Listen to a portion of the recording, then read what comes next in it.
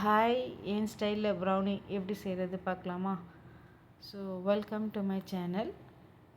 இன்றைக்கி ஃபஸ்ட்டு 3 முட்டை எடுத்துருக்கேங்க. இந்த 3 முட்டையை நல்லா பீட் பண்ணிக்கோங்க.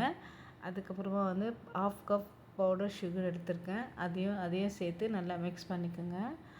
ஸோ சைடில் வந்து நான் வந்து சாக்லேட் ப்ளஸ் பட்டர் ரெண்டுத்தையும் மெல்ட் பண்ணி வச்சுருக்கேன். நான் அதையும் இப்போ ஆட் பண்ணிக்க போகிறேன்.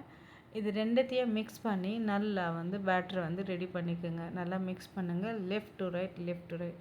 ஸோ நான் 1/2 கப் கோதுமை மாவு தாங்க எடுத்திருக்கேன், மைதா எடுக்கலை. அப்புறம் வந்து 3 ஸ்பூன் வந்து கொக்கோ பவுடர், ரெண்டுமே வந்து நல்லா ஜலிச்சு பேட்டரை வந்து நல்லா ரெடி பண்ணிக்கோங்க.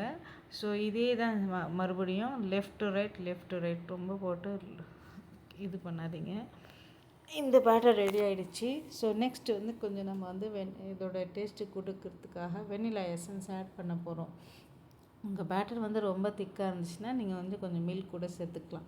ஸோ இந்த நல்லா க்ளாஸியாக இருக்கனால நான் இதுமாதிரி சேர்த்துக்கிறேன். நான் பேன் எடுத்து நல்லா லைட்டாக பட்டர் வந்து அப்ளை பண்ணிவிட்டு, என்கிட்ட பட்டர் ஷீட் இல்லாதனால நான் வந்து இன்றைக்கி மாவு தாங்க கொஞ்சம் டஸ்ட் பண்ணி வச்சுருக்கேன்.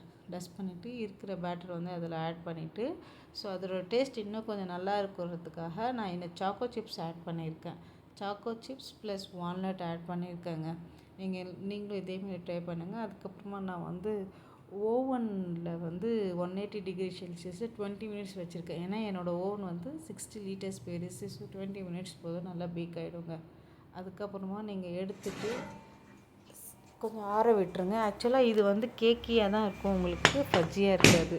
ஸோ ட்ரை பண்ணி பாருங்கள்.